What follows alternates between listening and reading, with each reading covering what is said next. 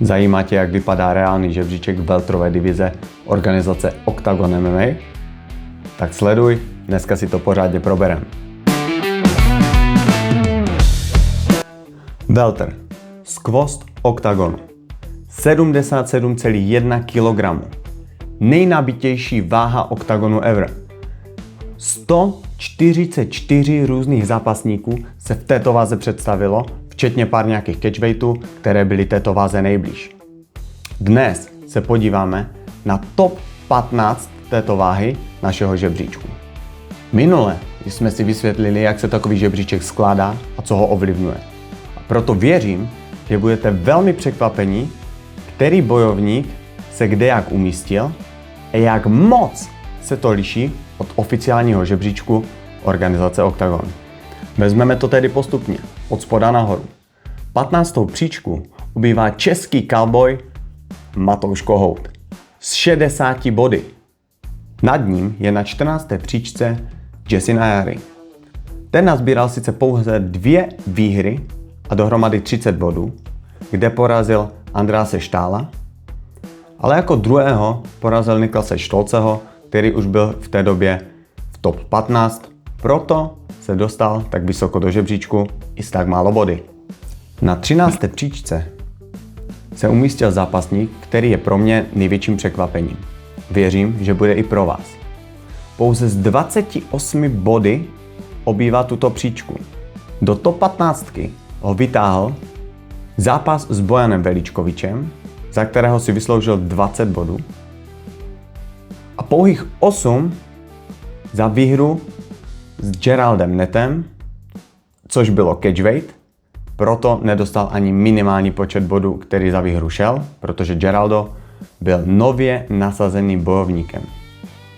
Ano, je to Ronnie Paradiser, který v oficiálním žebříčku Octagonu obývá první místo.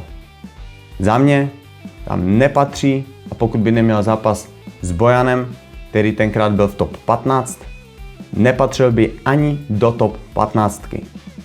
Nechci tím říct, že na to nemá, nebo že jeho kvality na to nejsou, ale do žebříčku 77 nepatří vysoko, jako ho má oficiálně Octagon MMA. Potom na 12. místě se nachází už zmiňovaný Niklas Stolze, který nazbíral bodu 90. A nad ním na 11. příčce je prozatím stále Miroslav Brož se 101 body, kterého však budu muset zřejmě brzo vyřadit, protože to vypadá, že to s ukončením kariéry myslí opravdu vážně. Tady máte teda prvních 5 top 15.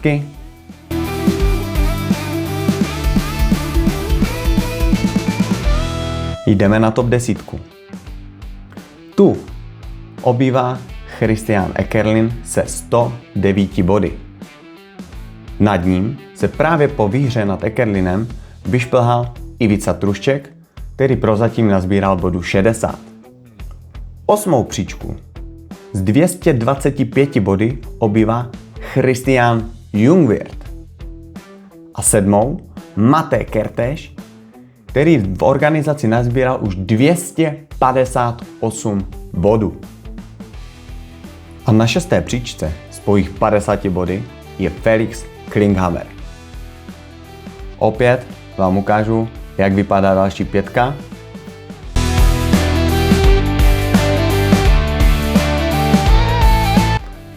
A jdeme na finále. Top 5 welterové divize. 5. příčku si drží Andrej Kalašník se 185 body. Nad ním na 4. příčce je všemi milovaný růžový panter David Kozma, který nazbíral úctyhodných 310 bodů. 3. příčku, dle překvapení, obývá Robert Pukač. Ten je v organizaci taktéž dlouho a dokázal nazbírat 261 bodů. A zbývají nám poslední 2. 2. Kike Brito 180 bodů a 1. Jon Surdu s 210 body. Takže tady máte poslední 5.